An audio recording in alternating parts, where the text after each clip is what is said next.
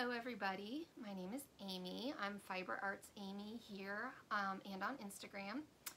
I'm here today to do my Flosstube number 7.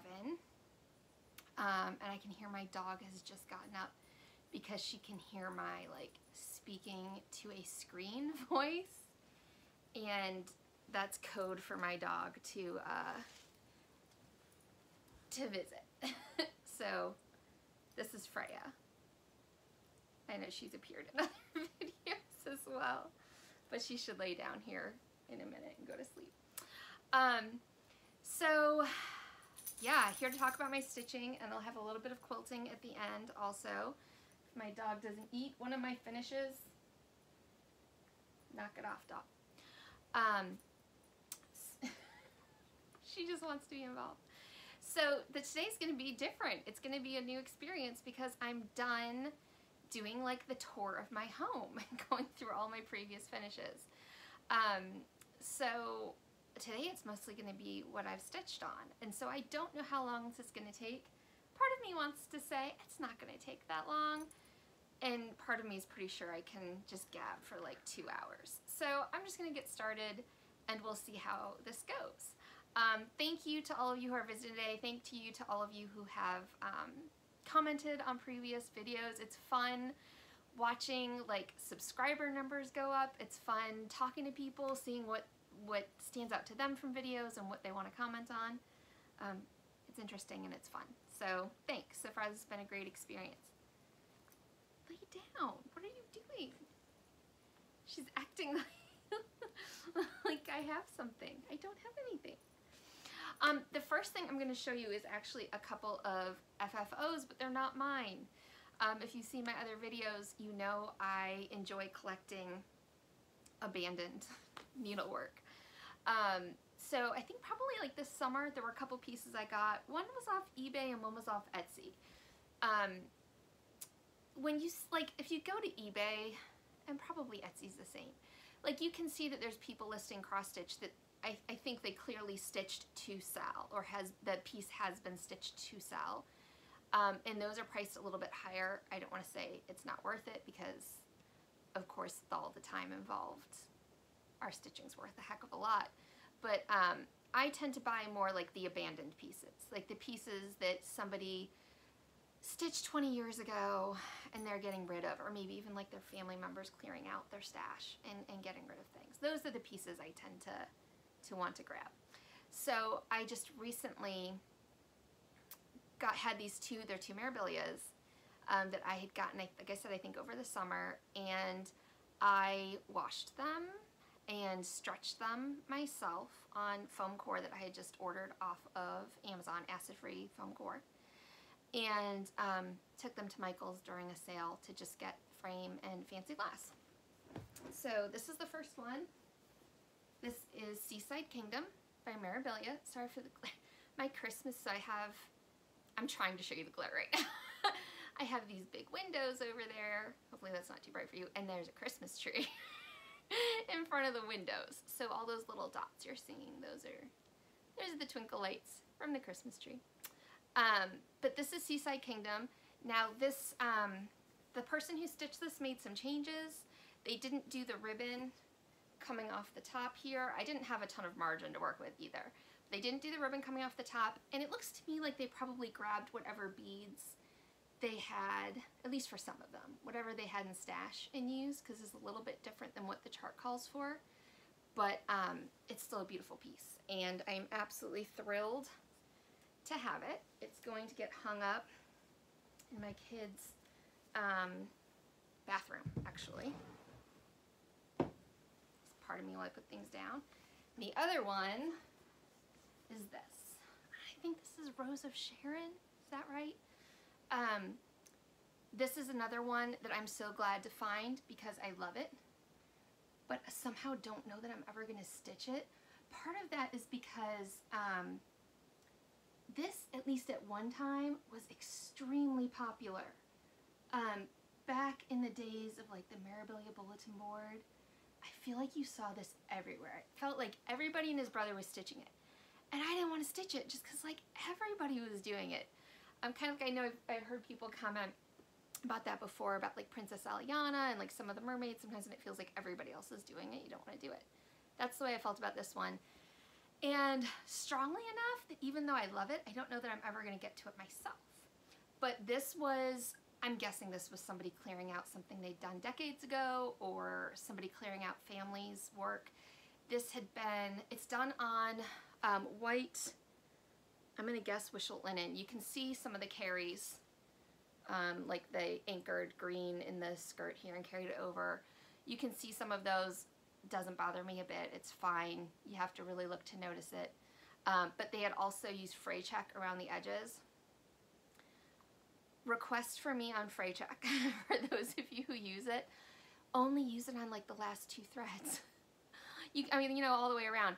This had like in places it was like 2 inches of fray check around the linen, which is fine. I still love how this looks. I like the frame we found. I like how it turned out. But it definitely is like getting really close to being within view behind the frame, the fray check part. Like you can see the big like shadow of the fray check. This is beautifully done, but you know, something I've been noticing, and it was really evident on this piece, I think this is done on 30, yeah, this is done on 32 count. This person pulled their thread really tight, like their tension is very tight. My mother-in-law's tension was very tight on her, on the pieces I've shown before that are in that she did that are in my kid's bedroom. My stitching's like really plump. It's like really, really plump and big. And I don't know if that's just me, if people usually have much tighter tension. I don't get to see very many people stitching that close up, even though I watch lots of Flosstube. I don't get to see many people stitching in real life because I have no stitchy friends.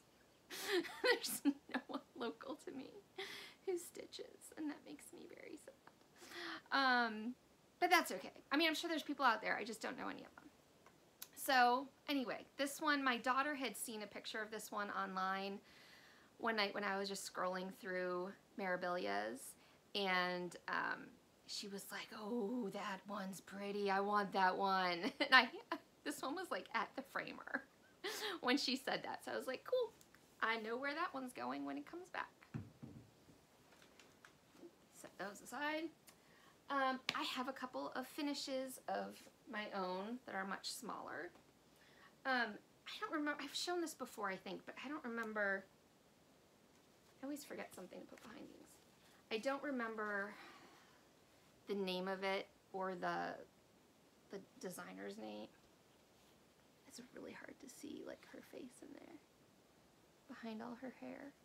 She's got another eyeball there. This has been a whip for like a decade, and it had reached the point where I needed to finish it or throw it in the trash. Like something needed to happen with this. It was driving me nuts. I really liked it. The picture looked adorable. So they had finished it into like an like oddly shaped pillow. I want to do the same thing where you kind of do kind of like an odd shape around it, but I want to turn it into a doorstop because it'll work great at our cabin. There's a particular place we need a doorstop, and I think this will look great. It'll be right next to the fireplace. So I finally buckled down and just finished this. Lately, believe it or not, I haven't been in a starting mood. I've been in a finishing mood. I've been in a like get stuff done, or like in the case of really big projects, like get a bunch of progress. Like pick this up for a while and just get a bunch done. I had all these like kind of planned starts and I haven't started anything recently. At least nothing big. So I finished this and I need to actually sit down and make the doorstop. Excuse me, which I know how I'm going to do that, so that'll be fine. I've made doorstops, like soft doorstops before. This is done on like, I don't know, I guess it's kind of like an Aida. It's like really, really loose though, and it was done with mostly pearl cotton. And then, so I like the way the hair's done. I think that's fun. Can we talk about the chenille, please? There's a little frog's head. It's Is my frog up? No, my frog's right side up. This chenille almost broke me. This is like, it's fancy. It's like au ver à soie or something, like hand-dyed chenille. Never again. The reason I was drawn to this pattern to begin with was like all the funky stuff on it. So this is like, I don't know, some kind of like sparkly, whispery stuff for a spider. This crazy boucle for the hair. There's some beads. There's this awesome, you know, it looks awesome, like chenille, and there's like these little dots of potion bubbling up. I thought it looked awesome. I will never stitch with chenille again. This was pure misery that filled my crafting space with the little pieces of the chenille that were coming out. So even stitching with like a really short length, it was really too thick to be going through that much stitching. And so it was like shredding as you stitched with it. And I could deal with some of the shredding if it weren't for how it would get stuck, like really stuck.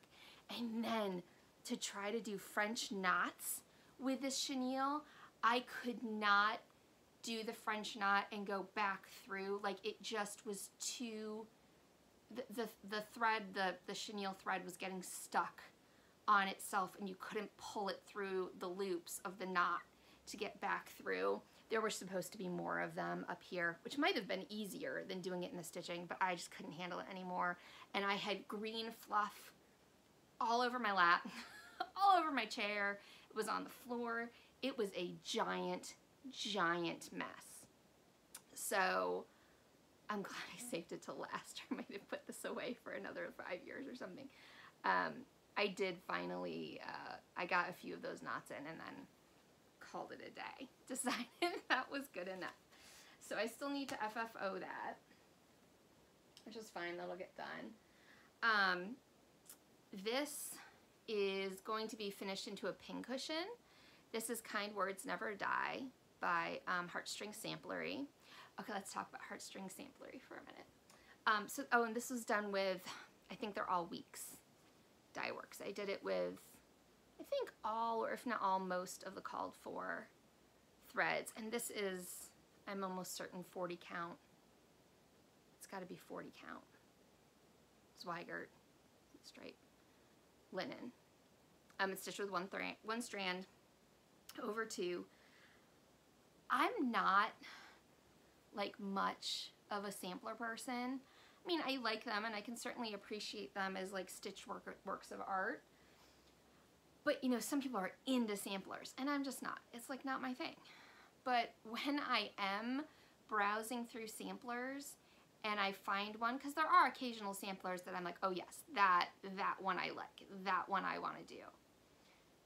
When I do find one that I react that way to and I do really want to do it, 9 times out of 10 it ends up being a Heartstring Samplery pattern.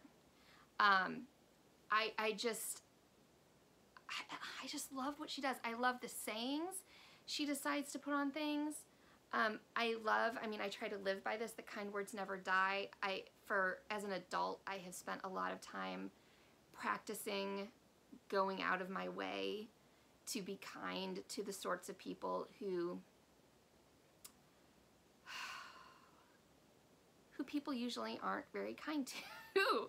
By that I mean like people in it, you know, checkout, the grocery store checkout people who are helping you with your groceries. Not that I've been in a grocery store since the pandemic started, but you know, going out of your way to say something nice or just give a nice smile to the people doing that, or your mail person or the UPS person, or you know, those people that kind of tend to be invisible but they do so much for us. I think it's good to practice going out of your way to be kind to those people. Those can be hard jobs. Anyway, I love this. This is gonna go into a pincushion base. This goes on one of the Lone Elm Lane, and I wish I'd grabbed a Lone Elm Lane box to show y'all. But this is gonna go on a Lone Elm Lane pincushion base. And I'm very excited about that one because I love Lone Elm Lane products. And I have one FFO, hanging off scissors. So this is a scissor fob that I got off, it's from Jean Farish. She has a Flosstube that I have to admit I don't really watch usually, but I know she has one. She had this as a free pattern, and then she did a tutorial in her Flosstube about how to put it together. And I love little like stitched accessories like this. It's got buttons. I just grabbed buttons that I had left over from a Mirabilia. So she had this as a free pattern, and I just picked colors that I liked the look of or that I wanted to work with, and put my initials on it. And this was just fun. This was like a couple days of stitching and finishing, and it was just like a fun small project. I really kind of lost my large project mojo there for a while, several weeks. My kids were off school a lot in November. They didn't just have Thanksgiving. They had a relatively long Thanksgiving break, and then they also had another week where they had a couple of days off of school. I think throughout November they only had like 1 week that was actually Monday through Friday week. And when my kids are home, my stitching time is much less constant. You know, a lot of you who are parents probably can relate to this. You might sit down, put in 3 stitches, and then someone needs something. And then you sit down and you put in 5 stitches and then somebody needs something else. And it's like up and down and up and down. And I think I was getting so frustrated with like constantly being interrupted. I just didn't feel like picking up anything big. And I started just picking up, I'm like looking for examples. I started picking up like really small items that I stitch in hand that were just a lot easier to like pick up and put down than like a Mirabilia or my Teresa Wentzler, certainly. And like literally, like if I'm working on a Mirabilia on my stitching stand, I'm like boxed into this chair. Like there's a stand in front of me, and then the frame goes almost like end to end, you know, or arm to arm on this chair. And to get out, I need to push the stand back and get out. And it's, you know, it's not actually that big of a deal, but when you're trying to just sit and relax and stitch, and you feel like you're spending more time getting up and down and getting situated than actually putting stitches in, it just can get really frustrating. So I lost my like Mirabilia mojo there for a few weeks, which is fine. That's happened to me before, and it always comes back. I have learned that the best course of action when I am just not feeling like stitching Mirabilia is to not stitch Mirabilia. If I try to like force myself to do it, I'm just gonna resent it even more, and it's gonna take longer before I get back to it. And I really was like grumpy. I was like, what's the point? Every time I sit down, I have to get right back up. I'm not getting anything done. So I just laid off Mirabilias for several weeks and worked on smaller things that don't even go in frames and that I can stitch in hand, and feel like I was making a lot of progress, and they're easy to put down and pick back up. And my Mirabilia mojo is starting to come back a little bit. My kids were in school for a full week last week. We've also been really, really busy for a lot of reasons, including driving around kind of long distances to get my kids vaccinated for COVID. Yay! But it's just been a lot of busy days, so it's been hard finding some time to stitch. But last week I had a few days where I sat down and got to get some solid progress in on my Teresa Wentzler and on some Mirabilia. Actually, a few Mirabilias I've gotten some pretty solid progress on. So I'll go ahead and start showing you whips. I don't have these in like any particular order other than like thrown behind me on this chair. The first one I'll show you is my Teresa Wentzler. It's Princess and the Dragon. Love this, and I just love it more as I stitch on it. The strand of floss hanging. I'm not going to take it out of the Q-snaps because I like where I have it right now. It's a Clay by Kim needle minder. I love the progress I've made on this. So I finished, oh, just like toss the needle. I finished all of the yellow up here except for one stitch. I missed a stitch. That's fine. There's more of that color down here. When next time I'm working down here and I put that color on my needle, I'll go back and get that one stitch. I filled in a bunch of the purple, filled in a ton of the blues and the greens on the wing, and I started this pink in her dress, which I'm very excited about. This week I think I'm going to be doing a lot of work on her dress or her robe or gown, whatever it is she's wearing. That's what I'm going to be working on a whole lot this week, I think. You know, the best place to put things. It's my Teresa Winsler, so I need to be careful with it. Do y'all do that? Like, do some of you, do you have like pieces, some pieces you might like put down anywhere, not really care about, and then other pieces that you're like, this sucker needs to be protected. Teresa Winslers need to be protected. I need to be very careful with them. What's next? What else should I show? I guess I'll just dig out whatever's on top of the pile. So I ended up kind of on a whim. This was when I started like getting back to like stitching Mirabilias. I pulled out Fairy Moon. Fairy Moon is one of my all-time favorites. I've loved Fairy Moon since I discovered Mirabilia. Absolutely love her. And she's is she even like number 1 or something? She's really early. My pattern isn't folded so I can check. I'm really happy I got some progress on her. This, try to fold it back some. It's Clay by Kim needle minder again. I do have quite a few Clay by Kims. I'm very lucky. Collecting Clay by Kim became like a family sport during the pandemic. Literally, like, we're all in on it. Like, my kids root us on and my husband and I work on it. So I did a whole bunch of work down here in her dress and her, it's like the underside of her shawl or something. I did a bunch there. I think I did some of the purples here too. It was really nice to pick this up and do again. This is 28 count. I think it's called Midnight by Crosswing Collection. It is one of my all-time favorite fabrics. It is Wishelt, but it's dark enough that I'm not real concerned. Like, you can't see Carrie's very much.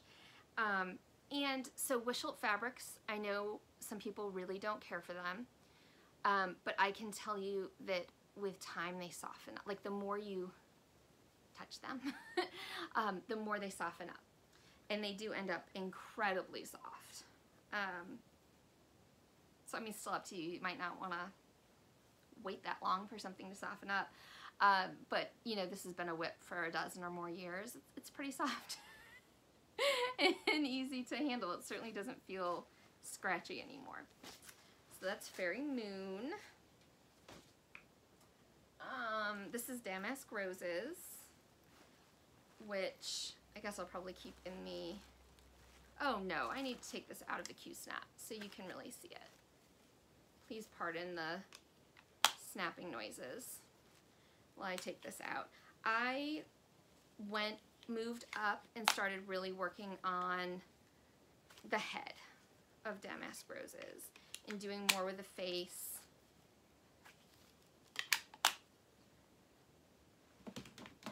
Oh, this is gonna be her. She's huge. This is a Wishelt linen. I used to be able to get packaged Wishelt linen at Hobby Lobby, which I don't shop at anymore, but I got a lot of it there at the time. The face looks much better in real life, like in terms of not blending into the background. She has such a beautiful face. This is another Clay by Kim needle minder. So I've got her face, the roses in her hair, starting to see her hand holding the roses up, and then her lap, and I've done some of her dress going down. So that's pretty much the height of it. Obviously, there's still a lot left to go, but also one of my favorite all-time Mirabilias. So I was really happy to get back to this one as well, and I'm always happy to see what they look like their face. I don't love stitching all the confetti. I really like the large blocks of color that are in a typical Mirabilia's like skirt, and then like usually up in the bodice, and you know the hair and the face, there's a lot more confetti, and there's a lot more fractionals, well, especially for the face. To get a smooth face, you end up with fractionals. It's not my favorite part to stitch, but it's my favorite part to see.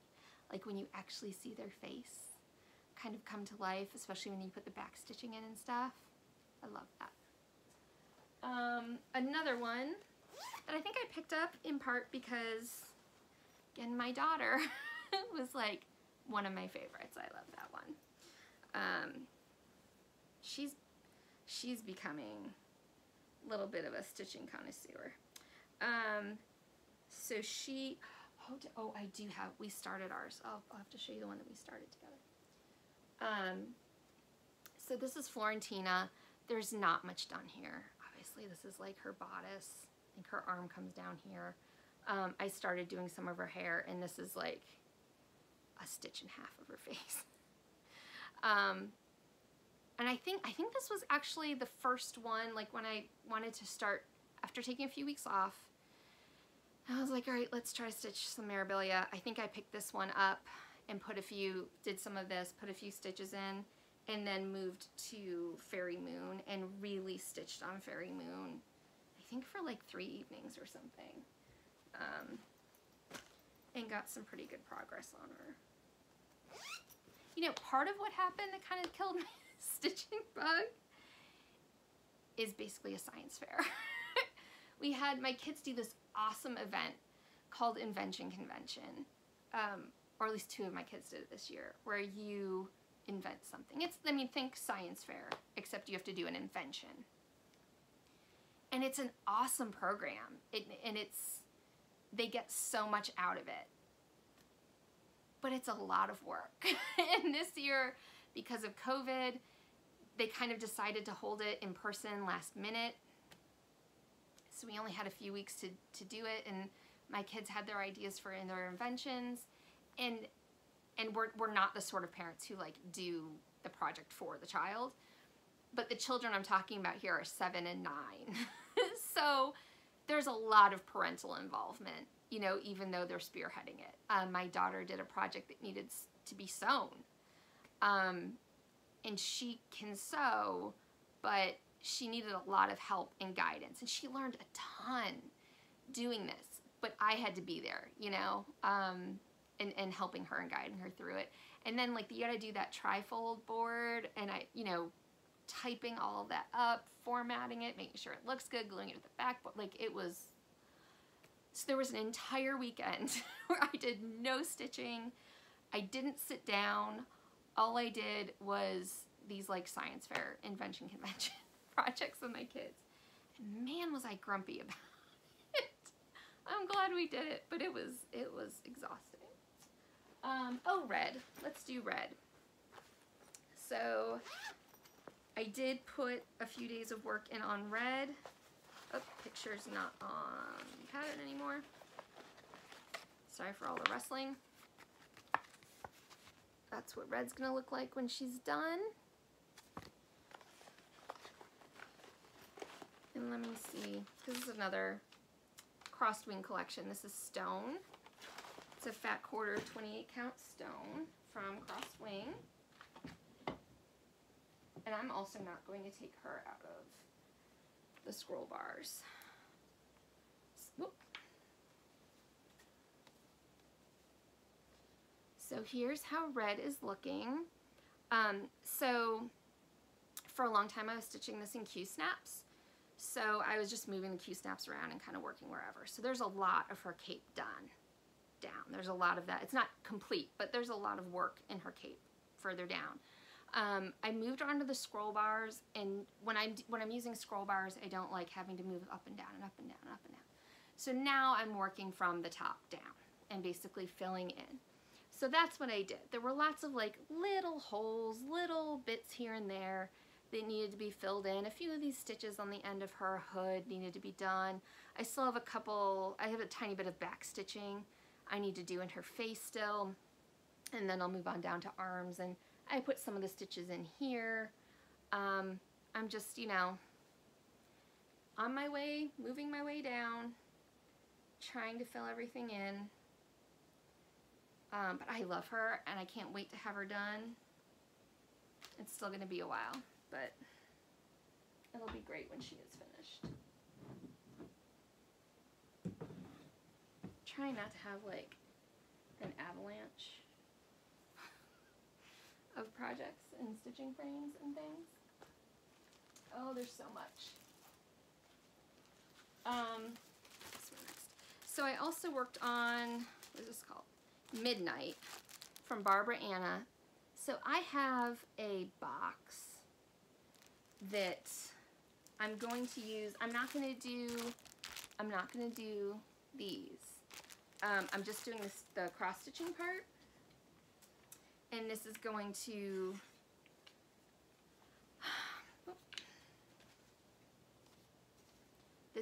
to go on that box lid. This is clearly stitched on a whistle. So you can see completely through it, like you could read the Mirabilia chart. Like, that's just the floss list, but I feel like you could read it through the fabric. So there's not tons done on this, but I did get on, while I was off of my Mirabilia kick, I got into a, not just stitching small items kick, but stitching like items, things that you finish into items. And I do love a box with a stitched top very much. I've been using the box this is supposed to go on for like 2 years. It's time it had its stitching in the lid. So made some progress on that. Hope to make more soon.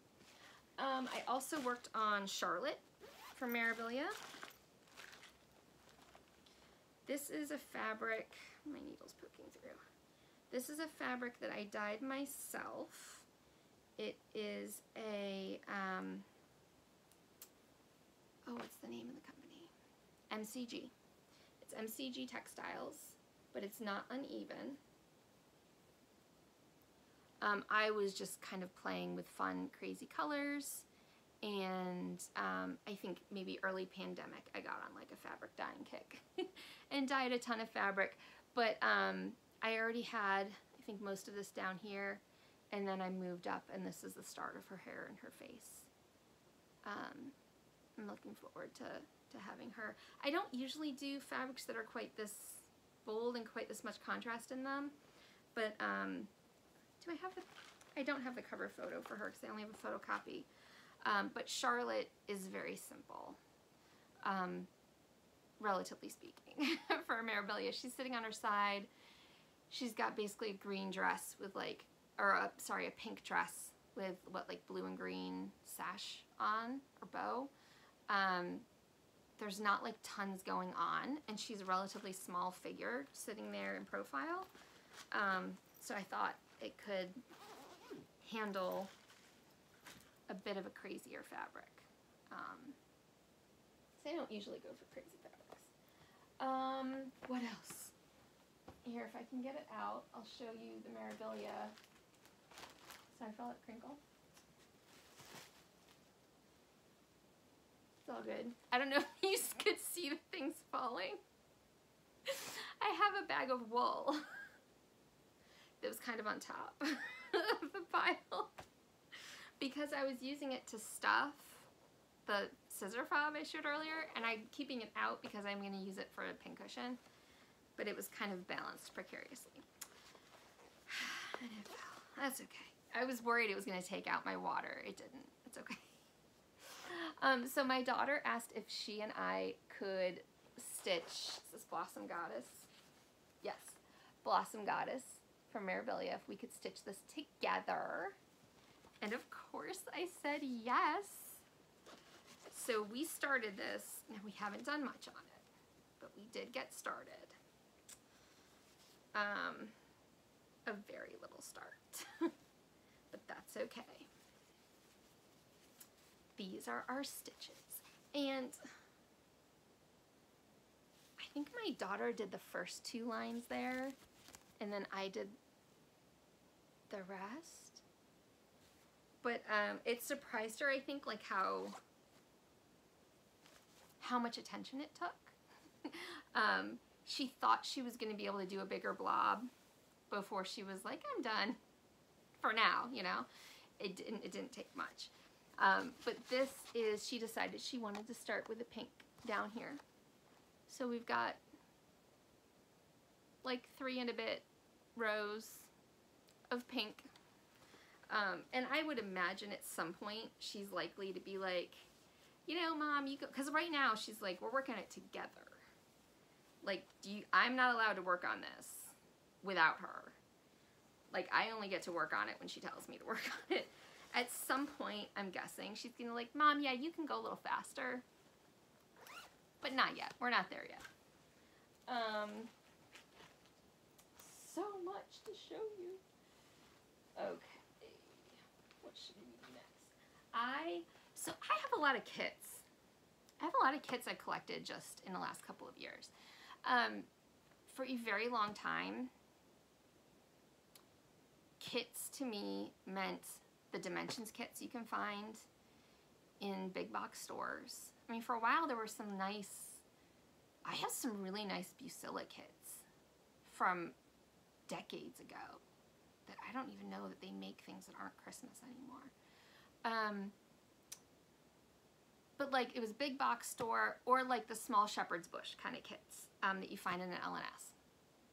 And I think watching Flosstube the last couple of years has exposed me to, like, there's so much more out there. There's some great kits out there. And so I do, like, I will go look, especially at like 1, 2, 3 Stitch and stuff, and look at new kits in stock, and I've collected a whole bunch of kits. And I have been wanting to start one. So I decided, when I was on my, like, what's the point of stitching memorabilia? I'm going to be interrupted every 2 minutes thing. I decided to start a kit, which might not have been a wiser decision, but in terms of like ease of getting up and down. But at least I stitch in hand. With Ada, I often stitch in hand. It's just stiff and easy to do. So anyway, I've been, you know, there's like Luca S, and I'm going to forget all of the awesome companies out there now that do kits. But I mean, there's some beautiful stuff. Riolis. But I decided to start this. Cafe by the Sea by Dimensions. It's not Dimensions Gold, but I love this. I don't know if any of you watch Hercule Poirot, like the series with David Suchet in it that ran for like 25 years or something. You can get it now on it. You can watch, I don't know if you can watch, I have all the DVDs. I don't know, for a while you could watch most of it on Acorn. I don't know that you can anymore. You might be able to get some of it on Amazon. I feel like it pops up all over the place. BritBox, I think, is one place that has it. I don't have BritBox, though. Anyway, there's one Hercule Poirot where, oh, what is it? I don't remember the name of it. But there's a woman who lives, she like lives out on a point, and he's vacationing, I think in France. Maybe not in France. Maybe. It's an older one. Anyway, he's like at a like resort, seaside resort, and this woman has like a grand house. It doesn't have a lighthouse, but she has a grand house out on a point. It's probably like Murder at something point. And she says somebody's trying to kill her. And then there's all kinds of things happen, and fireworks go off, and someone dies, and Poirot's on the case, and it's fantastic. I love Miss Marple and Hercule Poirot. I will watch in any iteration. I just love them. Anyway, this reminds me of that episode so much. And I love it, and it just makes me happy, and it makes me think about traveling in like a good way, not in a like, I can't travel right now, COVID, but like in a like, oh, it's so nice to travel and be places like this and visit a cafe and go shopping, and it's just so lovely. So I'm just like feeling this kit right now. So I started it. I do not have very much done at all, but thoroughly enjoyed the few stitches I did put in. This was just one evening working on it. So you can see.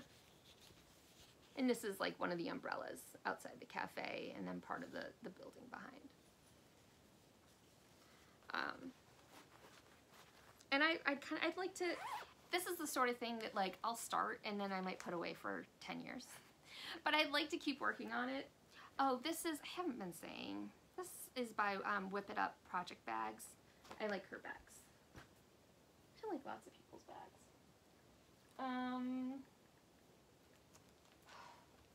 So much going on behind me. This is, I think I've said before, I've called it the wrong thing. This is Raven's Needlebook by Lindy Stitches.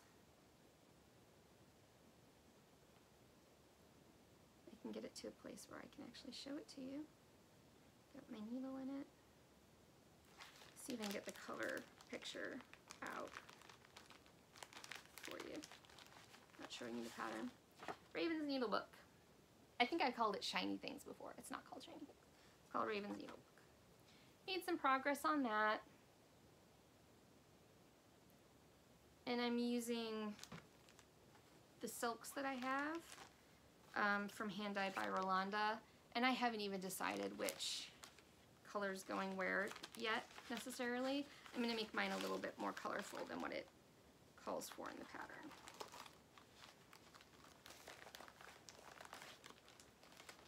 Put that away so I don't lose anything.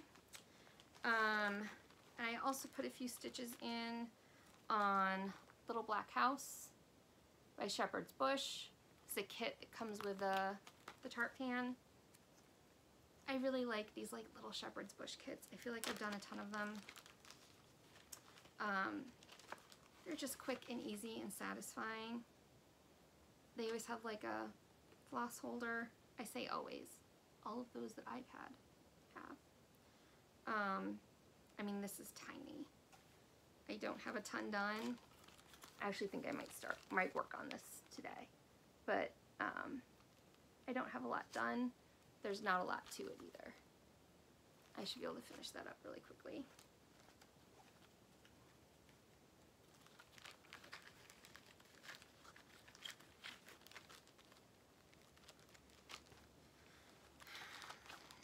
What time are we? Oh my, yeah, I'm gonna be here for like 2 hours.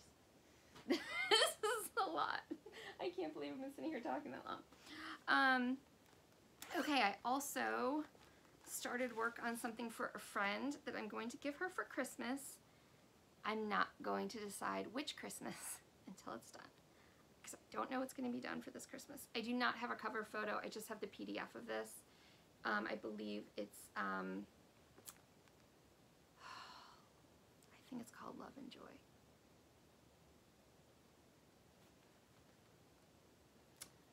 Let me look at the pattern so I can tell you, because it probably has it on there. Just can't show you. This is Heartstring Samplery. I saw it and immediately needed Love and Joy.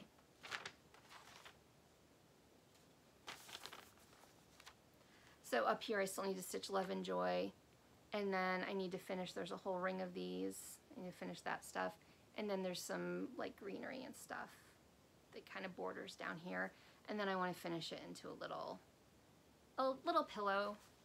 I have a friend who doesn't stitch, but she has sewn before, I think quite a lot, and she definitely has an appreciation for handmade items. She's definitely, you would say knit-worthy if you were a knitter. Definitely knit-worthy, stitch-worthy. She appreciates, she knows what goes into it. Let's see what else.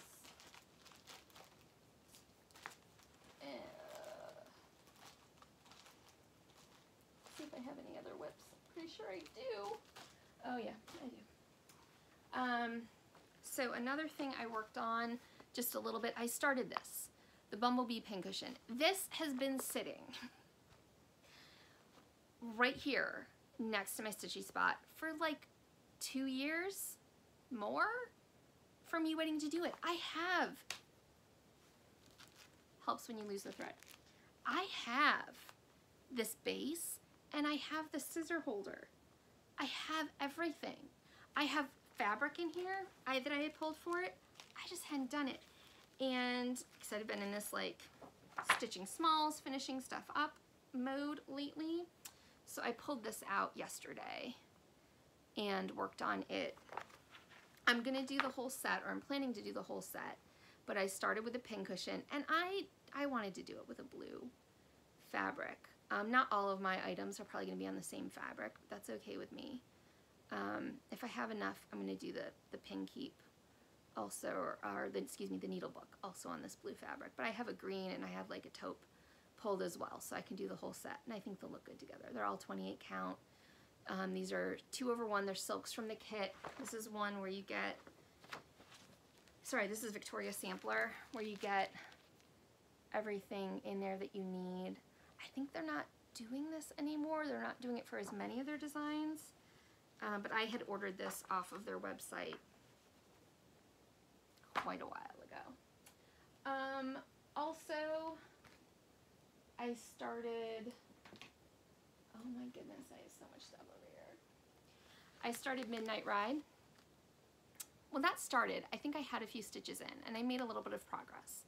Midnight Ride by Blackbird Designs. Oh, that's not helpful when my needle does that, but that's okay. I'll make it work.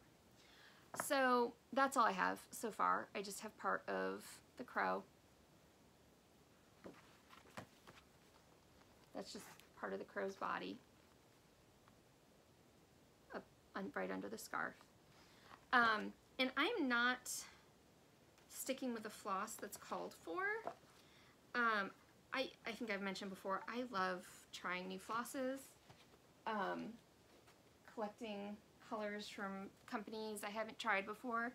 I showed you my Raven's Needlebook. I was using silks from Hand Dyed by Rolanda. She's on Etsy, and I love her, and I love her fabrics. There's only like a few, like a handful of silk colors. She's got a lot more cotton colors, and this is not all of them. But I love them. Absolutely love them. And I've been collecting floss for a while now, and I really need to start using it. They just look so pretty on the ring. It can be hard to like mess it up, and then I'm like, but what if I run out of one? It's fine. I'm just being a goob, and I would imagine some of you are the same way. But I decided, these were like Halloween packs. They're not on the tags. These are from Halloween packs that she did. Originally, I was just gonna use floss from a Halloween pack, but then I decided I really want to, I'm gonna make it my own. I'm gonna do some different things. I really want to add some teal in there. I really like teal. Like teal and purple and green as Halloween colors. I really like them. So I think I might add a little bit of extra color to this too. But I'm gonna pull everything from these Hand Dyed by Rolanda. I have more than enough here to choose from. So I'm gonna do that. I'm surrounded by stuff. I think that's all my whips. Let me get a sip of water.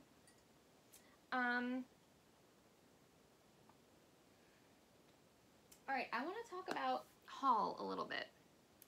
Now, I know I've said on here that I really was like bringing my spending back, like cutting back.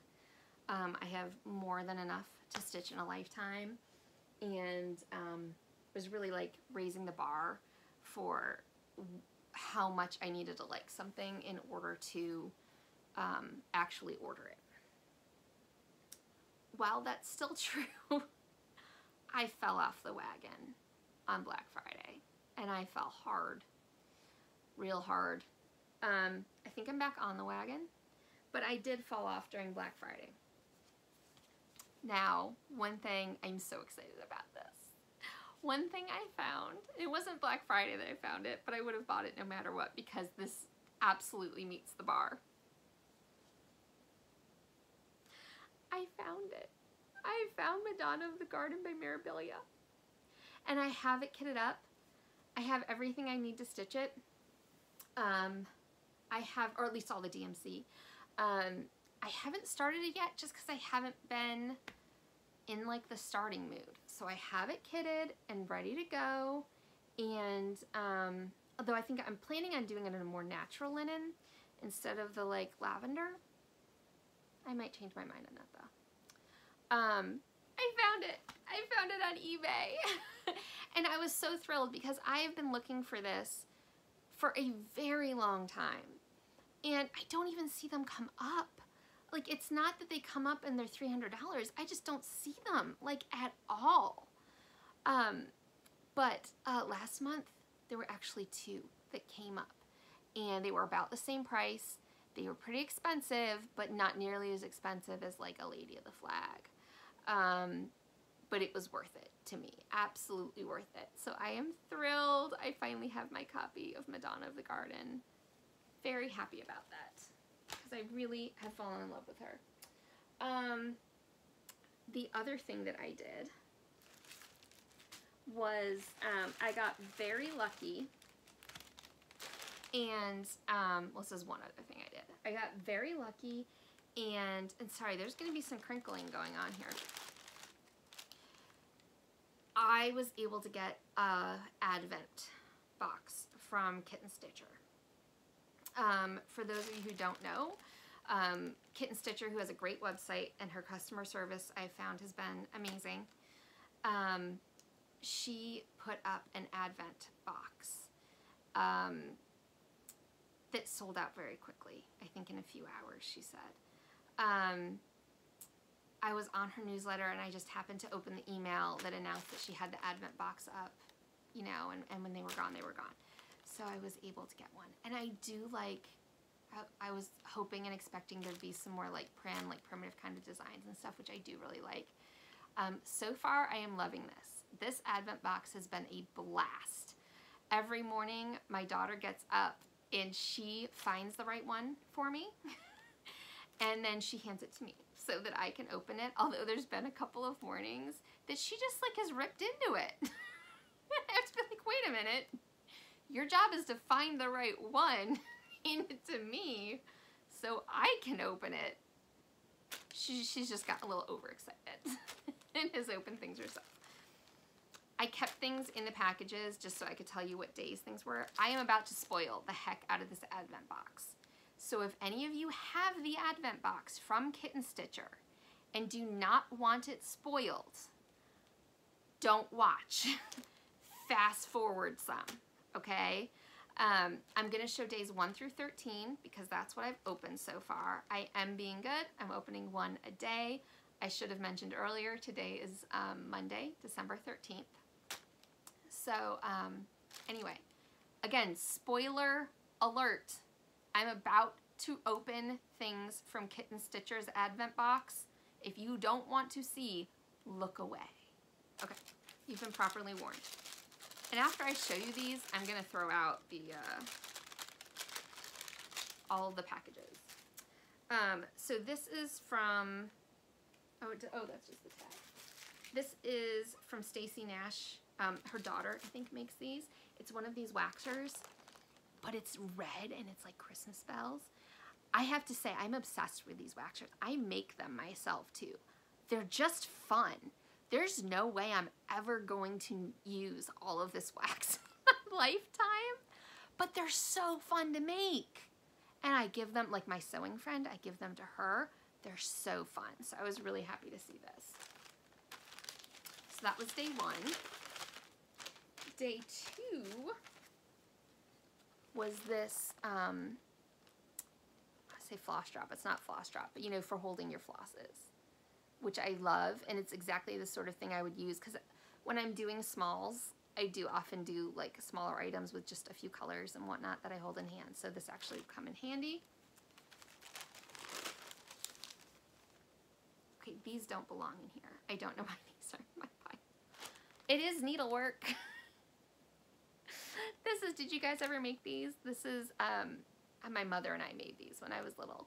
These are, and these are made out of felt. They're little felt mice that you can put a candy cane through to go on the tree. And this is a horse that it's plastic canvas that you put the candy cane in. But I have to say, I don't think we've ever managed to put a candy cane in this without breaking the candy cane. So if any of you have these and have a trick for how to, I think I have to like unsew part of it to make room. Sorry, that was a total aside. I don't know why it's in my Advent box. So this is a kit from just another, what is it? The Bee Company. I have done a bunch of these kits over the years. I really like the Bee Company. I was so happy to see this. They do all these like cute small items. This one's a gift tag.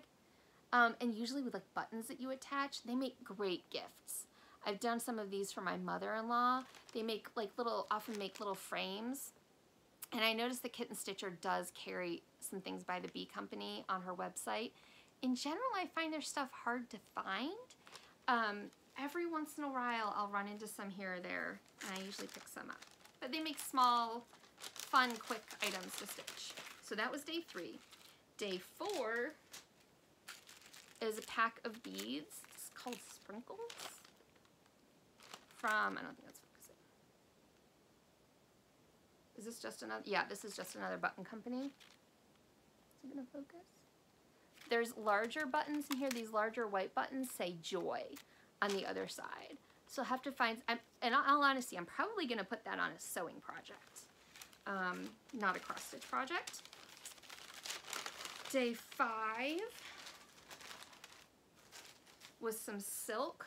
This is German glass glitter from Silken Colors. I mean, you know, who can say no to a silk? I love stitching with silk. Thank you, Mirabilia, for using watercolors, because that's why I even know what silks feel like, is stitching them on a Mirabilia. This is beautiful, from the Scarlet Letter. It's called A Token of Friendship. And it's my understanding, I just watched Kitten Stitcher's most recent Flosstube yesterday. It's my understanding that all of these designers are allowed to release these patterns later on. So if you see something you love, like at the moment it's exclusive to the, to this box, Advent box. Advent's the word I couldn't think of. But they're not going to be exclusive forever. They certainly don't need to be. But I love this. So if I'm going to stitch a sampler, this is what it's got to look like, or a sampler style thing. Like, that's just, it's colorful and beautiful. Those colors are just absolutely gorgeous. And it looks like it's charted for DMC. It's beautiful. And I love that it says friendship. You know, I'm sure I'm not the only one here since the pandemic started. Man, like, real friendship, just, it really means something. It's so much harder to stay connected. At least I found it harder to stay connected to people. But those people that I do still feel strongly connected to, it's worth it, you know? That's part of why I make handmade gifts for those friends that I do stay connected to. Okay, I do love the blue flower. This is called Winter Quail. This was day 7. Look at the scarf. Look at how that scarf is done. Is that not the coolest thing? I love this. And it's small. It's the sort of thing I would totally pick up in between, you know, Mirabilias on a day that I just can't do Mirabilia. And lately, I think I'm much more consciously been making the decision to not even try to stitch a Mirabilia on the weekends. I used to stitch Mirabilias a lot on weekends and even in the evenings. And lately that just, it's been more frustration than it's worth. I've been trying to make a conscious effort to sit down during the school week while my children are at school. I'd already gotten in a pretty good habit of taking 1 or 2 days a week to really put in a good chunk of time on a Teresa Wentzler. Last week I did this and it worked really well. Also taking a day or two to put in some really good stitching on a Mirabilia, or a couple of Mirabilias. I think I need to do more of that going forward for my own well-being.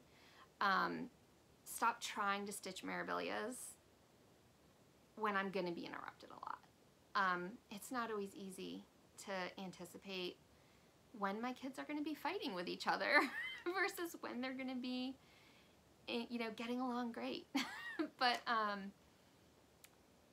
yeah, I kind of see myself, at least for a while, I'm kind of leaning into this, like finishing a bunch of small stuff for a while, because I can do that more easily, like I've said, when my children are more high maintenance.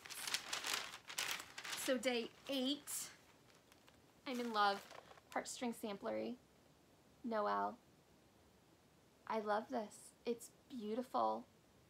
I'm thrilled. If I was going to stitch a Christmas sampler, and I probably will stitch this at some point, this would be it. I've seen lots of Christmas samplers, and I'm like, yeah, it's nice. I don't want to stitch it. This is just, I love the pink, the bright pink. I love the bowl with all the pink in it. I'm not even a pink person, but I love this. But then again, it's called Ye Olde Noel from Heartstring Samplery. It's Heartstring Samplery. And like I said, I've been noticing that I really, really go for their stuff. Her stuff. Her name's Beth. Beth Twist. And she has, if I didn't say this earlier, she has a Flosstube that I don't know that she's posted anything on it for a while, but she was actually one of the first, if not the first, Flosstube I actually watched, and I really like hers. I like watching designers' Flosstubes in general, but I find hers very informative. I really like her Flosstubes. I'll try to remember to link that when I post this. This is Share Joy by Hands to Work. It's also very cute. I could see myself stitching this like for my mother or my mother-in-law. I think they'd really like that. And I tend to make handmade gifts, especially for my mother-in-law, who very much appreciates them. This year she got a quilt, which I don't think I ever showed on here. I meant to, and it never happened. And she has it now, because we celebrated Christmas with her early. But yeah, I almost always make her something handmade at least once a year. Last year, before I started filming Flosstubes, I actually stitched her a Mirabilia. I gave her Winter in My Garden. So she has that. All right, day 10 were these labels from Kathy Barrick. Look at these. These are adorable. These are the labels you put on the back of your needlework, like once it's framed. Now, I don't stitch a lot of Christmas, but when I do get around to like stitching that Heartstring Samplery, I can put, oh, these are amazing. I hadn't even opened this yet. Look at these. And these are from Kathy Barrick. They're so great. Kind of feel like Santa doesn't always need to be smoking though. Sorry, that's the mother in me. Like now I notice when this, you know, some character or something's smoking, I'm like, come on guys. It's 2021, my kids are watching. That's okay. Those are great. I like those. All right, day 11 is from the Primitive Hare, and I do love the Primitive Hare. It's called Winter Essentials. I think that's really beautiful too. Primitive Hare stuff's always fun. All right, day 12. This is Teresa Kogut, Poinsettia Place.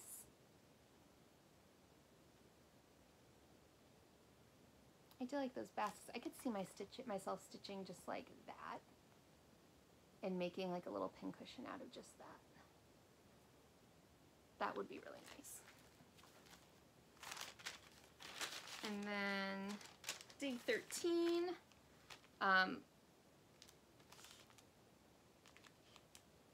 this is Dames of the Needle, hand-dyed pom-poms. It says Shakespeare's Primitive Red, I'm reading backwards, is the color, but I can use that for finishing some stuff. So that's it so far, but I still have 11 days left, it's been a blast. I'm very, very grateful that I got that advent calendar. A little bit more haul I wanted to talk about.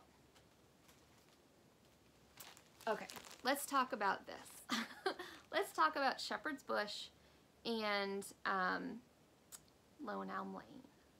And I still need to, I know I've said before, I've shown you guys my finish. I have a Halloween finish that gets mounted in one of these boxes by Lone Elm Lane.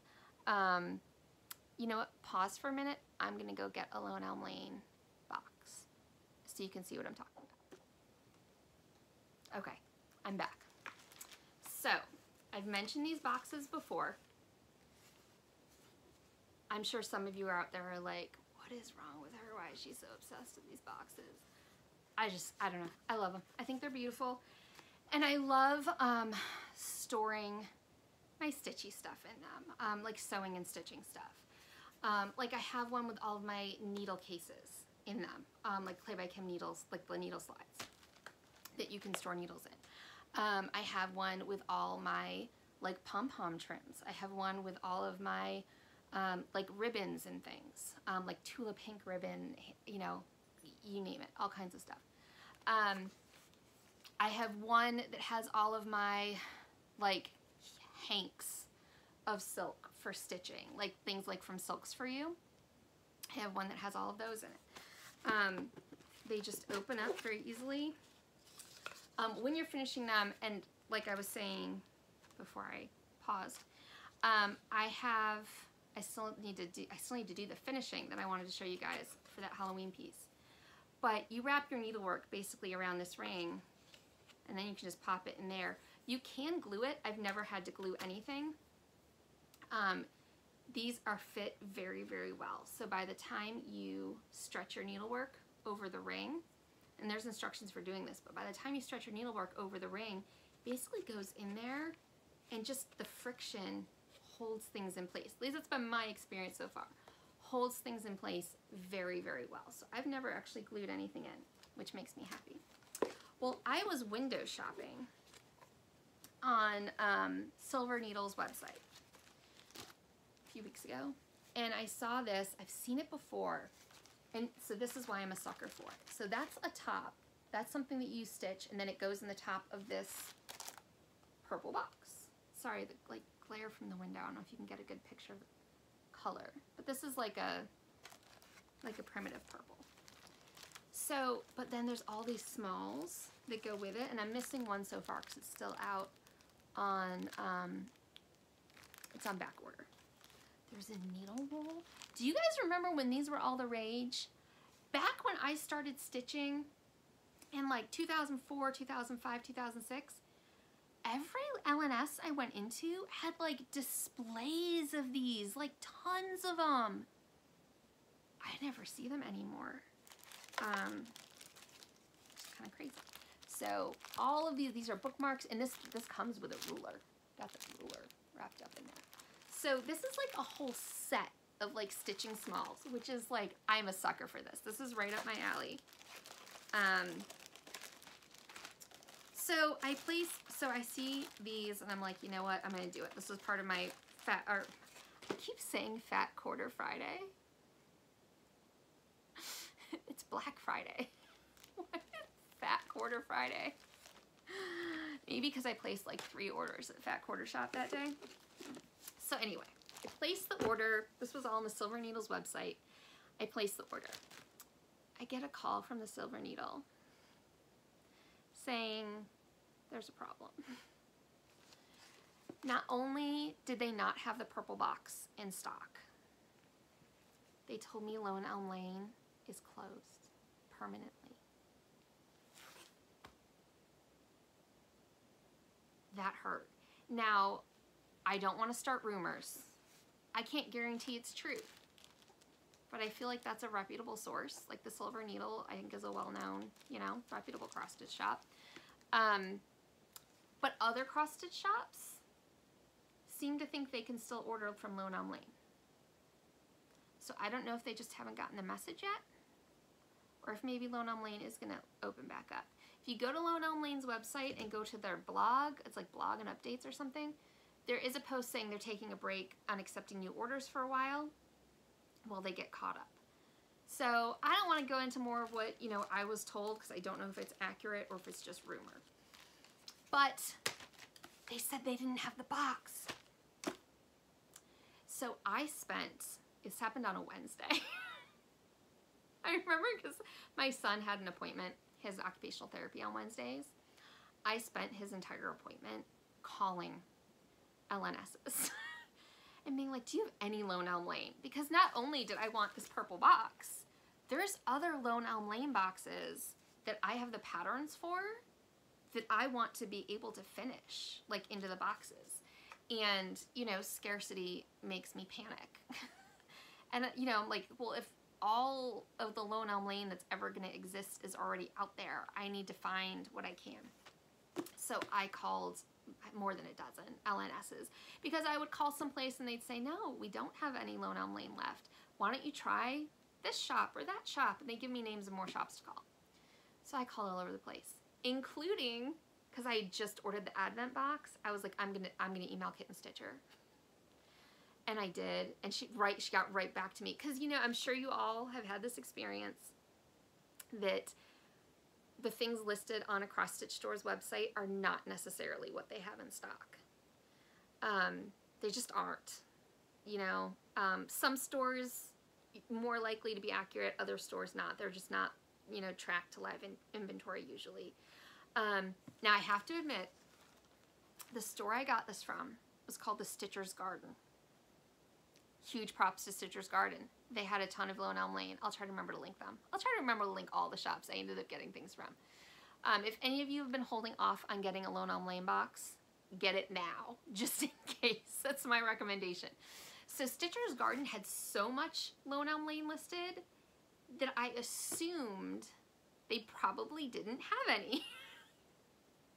I figured that they were going to be one of those shops where, like, their inventory wasn't tracked to their website and, you know, don't hold out any hope.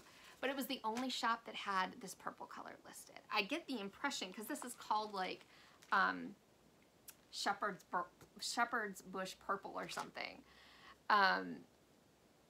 It might have been made especially for this set. And, anyway, they were the only shop I could find that listed purple. Most shops had none at all. So I ordered the purple box, and I ordered a couple of other pieces as well, including like an extra pincushion base. And the box I would have needed for another pattern that I thought they weren't. Anyway, I ordered a bunch of stuff, but thought I'm probably going to get a message saying, I'm sorry, none of that's actually in stock. It was all in stock. But in the meantime, because I assumed Stitcher's Garden probably didn't actually have any, I contacted kittenstitcher, and she was like, yes, what's on my website is what I have. So I ordered a bunch from her. And then also ordered from Traditional Stitches. Traditional Stitches is one, and they very explicitly say what's on our website is not necessarily what we have in store. And I was ordering like different colors and things for different projects.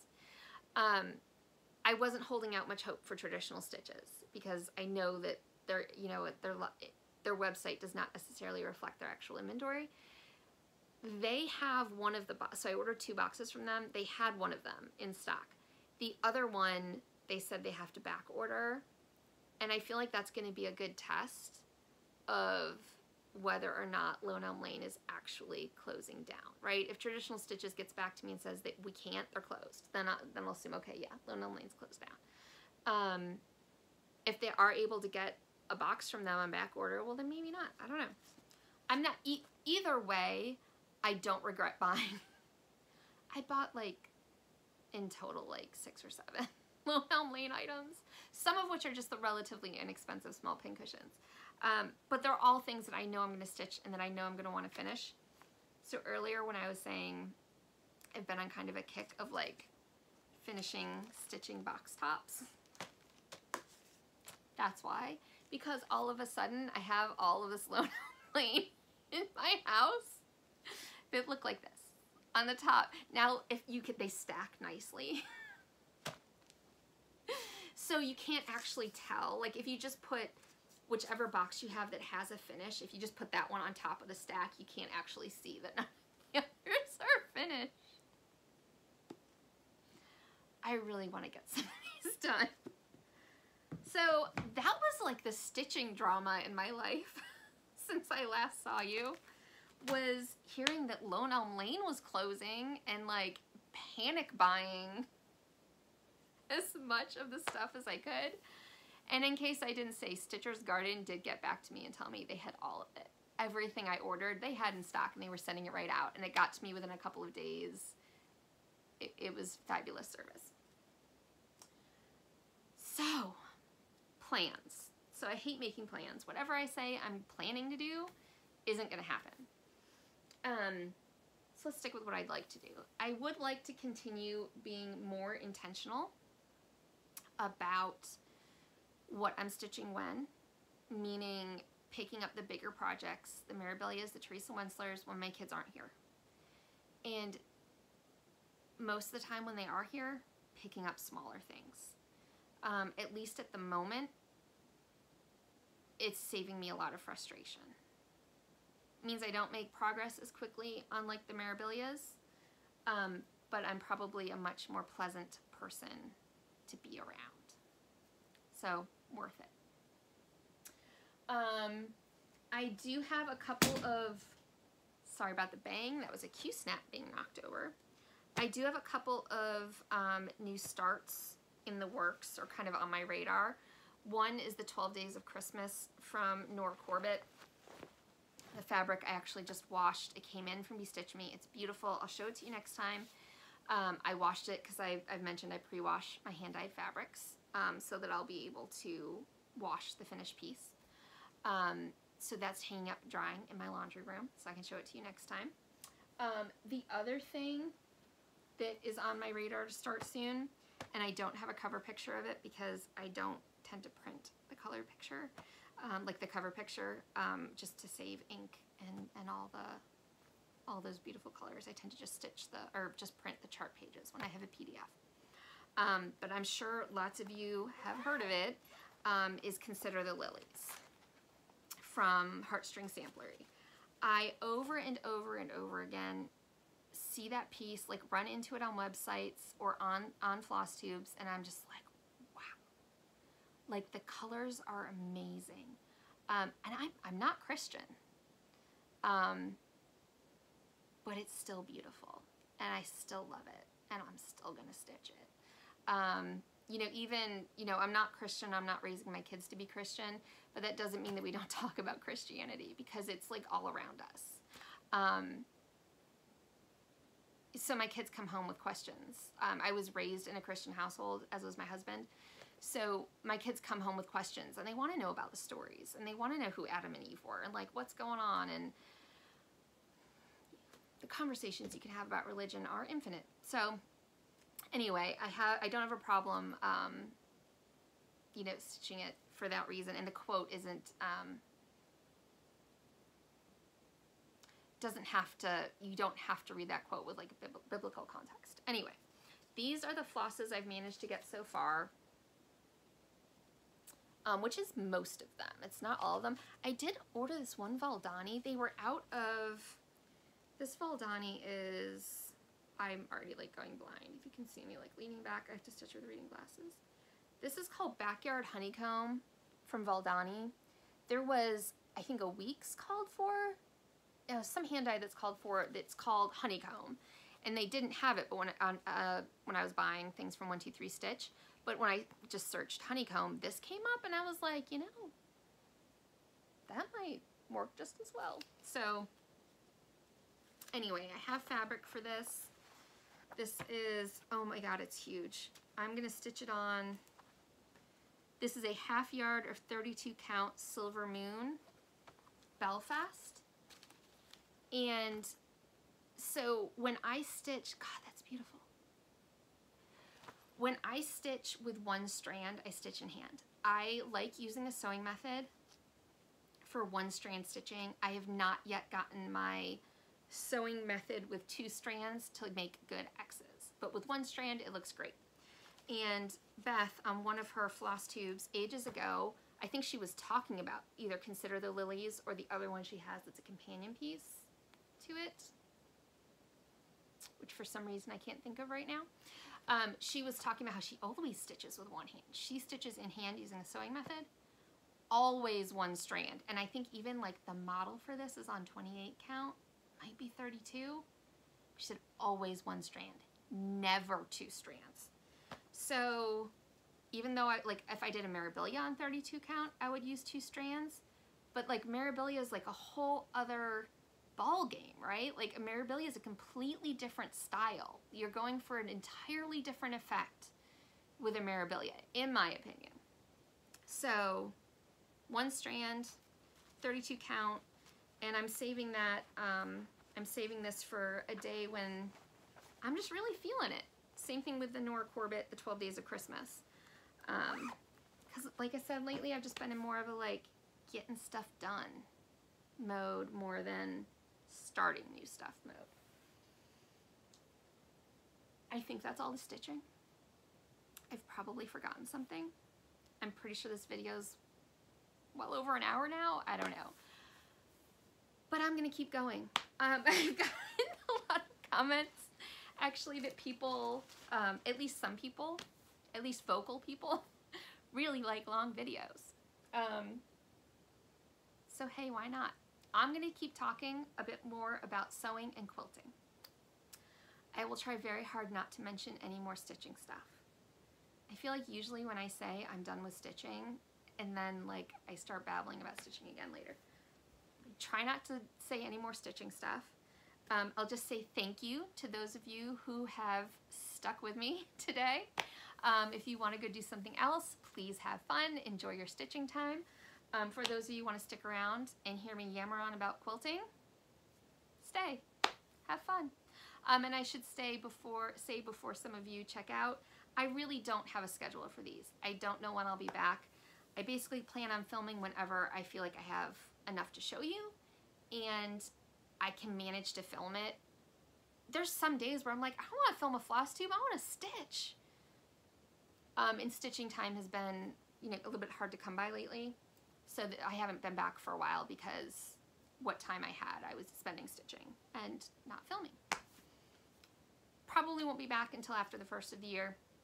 So have a good holiday for those of you who are leaving me. For those of you who want to stay, I'm gonna start talking about quilts. So I want to show you a quilt that I made, and I'm gonna have to show it to you in pieces. I'll give you a close-up of each of the blocks. The reason why I want to show this is because I feel like, especially lately, I've been hearing a lot of people talk about beginner quilts and what quilts it's okay for a beginner to stitch or to make. And I'm throwing my opinion out there, okay? This is just my opinion. In my opinion, a beginner quilt is whatever quilt you want to make enough that you'll actually make it. I've heard a lot said lately about like what makes a good beginner quilt or what makes a bad beginner quilt. And something that seems to be a commonly held belief is that anything with triangles, because you have a stretchy, you know, when you cut on the bias, this edge is going to stretch more than a side that's cut on either the warp or the weft of the, or warp or weft of the fabric. Triangles are harder to work with, but they're not hard. Like, they're not that bad. This is my beginner quilt. That's where I'm going off on it right now. This is my beginner quilt. So when I started quilting, I was 24 and I taught myself. And for about 4 years, I made quilts myself without watching YouTube. Like, I kind of just made it up. I had some beginner books that didn't even talk about rotary cutting. It was like cutting squares with templates and stuff. And then after 4 years of quilting, I took a beginner's quilting class, which was this. And I will shout them out, not that any of you necessarily know what I'm talking about, but in 2009, I moved to Florida, to the Fort Lauderdale area. I don't live there now. I live in the Pittsburgh area now. But we had this amazing local quilt shop called Once Upon a Quilt. And this was the quilt that they taught as their beginner quilt. So you started, I think, with this block, simple 4-patch, and you learned how to make it. And you learned how to make each of these blocks.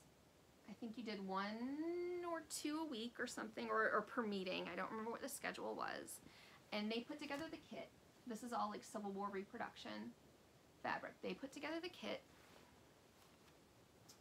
This is how I learned that even though I love the look of a log cabin quilt, I will never make a log cabin quilt.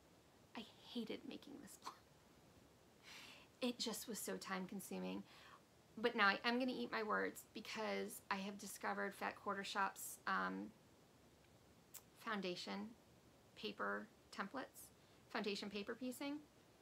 I might have a go with that. We'll see. But the reason why I think, so people when they recommend a beginner quilt, they tend to recommend all straight seams, right? Like a simple 4-patch or 9-patch, something where it's all straight seams, no bias edges. That is not my recommendation. It doesn't mean I'm right. This is just my opinion, but it is not my recommendation. And I suppose it depends a little bit what you want to get out of a beginner quilt.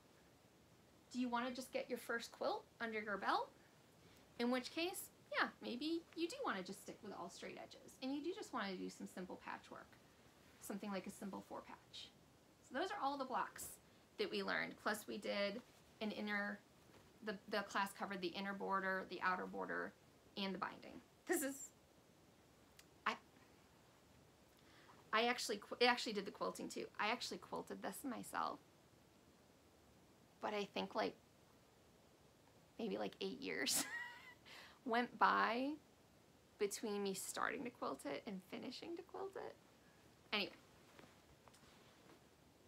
the reason I like this as a beginner quilt is because when we were done with it, we could do anything.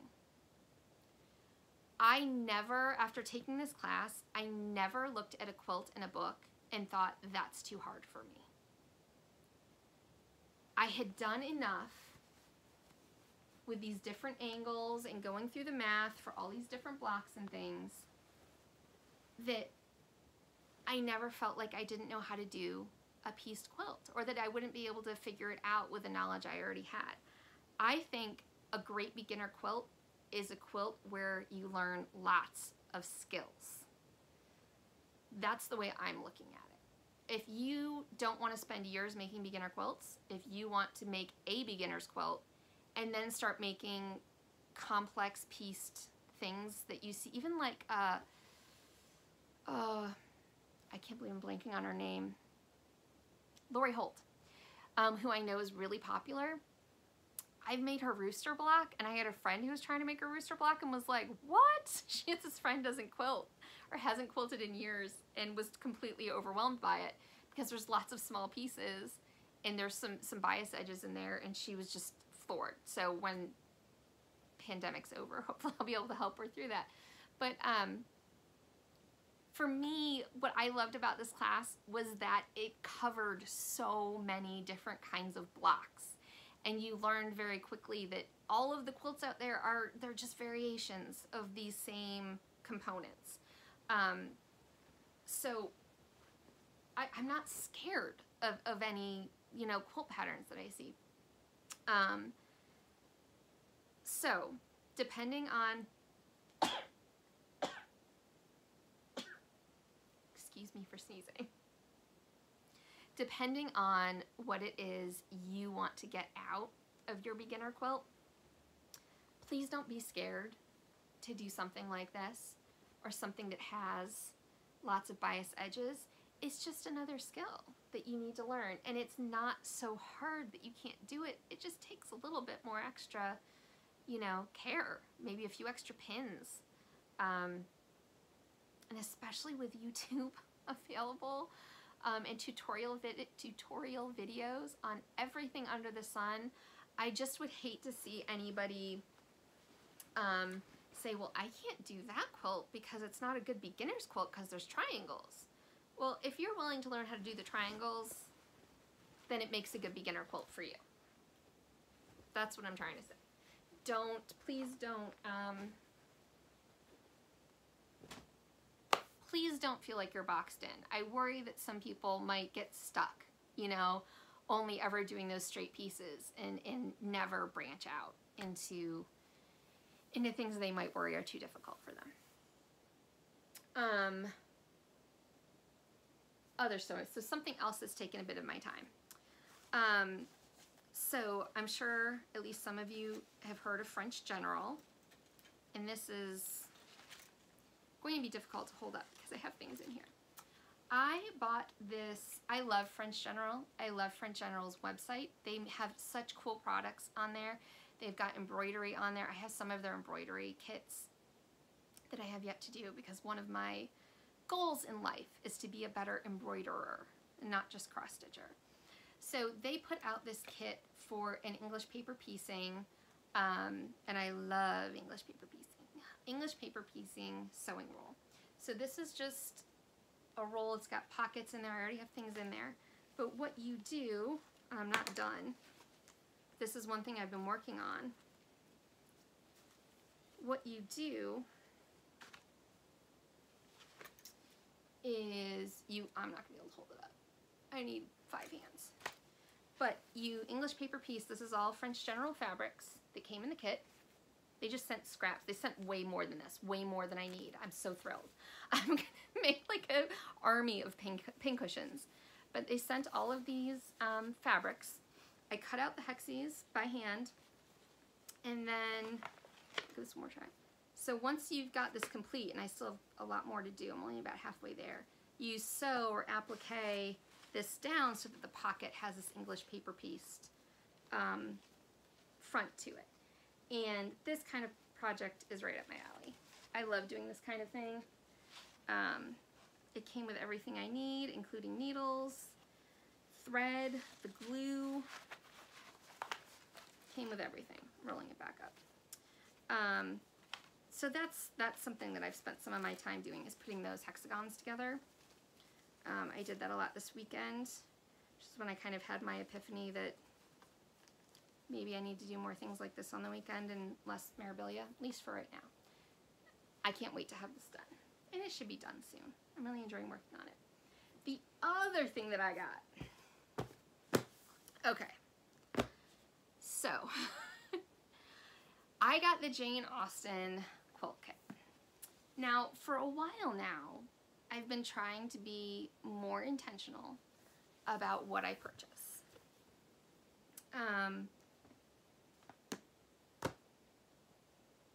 Jane Austen quilt kit came out a while ago, and I didn't get it. And it was like, it's the sort of thing that at first glance I'm like, oh, I must have that. But then kind of looking closer, I'm like, but do I really want that badly? I don't know that I do. Look at all these fabrics. Oh my goodness, I haven't even dug through here yet. Oh, this is even more beautiful than I've seen on screen. There's yellows in there and some bright greens. It comes with the template, and it comes with book and this very fancy box. So I didn't order it, and I was fine with that. You know, it got sold out, and I was like, that's fine. That's one that I didn't need to make. Lots of people are making it. I didn't need to make that. It's not like my typical style. It's fine. I don't know that I have a typical style, because I love Civil War Repro, and I also love Tula Pink. So I like lots of things. So I didn't get it. Look at how shiny it is. Fancy box. Well, then pumpkinhollowquilts comes along. Olivia, who I'm sure doesn't watch this, but I watch her videos. I'm a big fan of pumpkinhollowquilts. I'm sure you know who they are, but I will try to remember to link them below too. She's been working on it.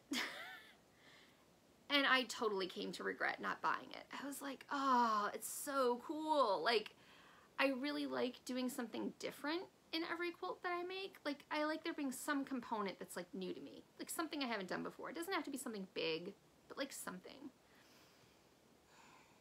hers looks amazing. And it's been very informative listening to her journey with it. Anyway, I decided I did want the kit, and of course they're all sold out. But is it Riley Blake? Riley Blake? Yes, Riley Blake decided to re-release it. So I pre-ordered it months ago. And then, of course, with COVID and supply, you know, chain problems, the release has been like delayed and delayed and delayed and delayed and delayed.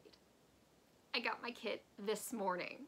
I'm just like, it was on the like the extra drop-off mail truck. I don't know if that happens to everybody, but where I live, when it gets to the holidays, they send, like our normal mail comes in the afternoon, but they'll send a mail truck out in the morning with like just packages, like just big packages to drop off. This showed up seriously like 7 a.m. Love it. I'm so excited. I can't wait to dig into here and to get started. And it's all Olivia's fault. But I'm really excited about it. It's different than anything else that I've done. And I think it's going to be a blast. So I'm very, very happy about getting that. And I think that's it with everything. I have an enormous mess. Like, I have framed pieces laying flat here. I've got stitching frames over here. I've got like project bags just laying on top of it all, just scattered. There's project bags all over the floor over here. I have an ottoman right there covered in stuff, including advent stuff. There's a mess of stuff behind me on the chair. Quilts thrown over here. It's a mess. I hear other people, when they do Flosstube, saying like they make a mess. I think this is the biggest mess I've made. This one's pretty significant. But I guess if you guys have stuck with me this long, thank you. I hope you enjoy the video. I hope I helped you pass some stitching time pleasantly and enjoying yourself. I hope all of you have a wonderful wonderful holiday season, no matter what holidays you do or don't celebrate. I hope you all get some good stitching time, some good time with family and hopefully friends, and hopefully COVID-free. Yeah, I don't think I have anything else. I'm just babbling now. Thanks, guys, and hopefully I will see you after the new year. Thanks. Bye.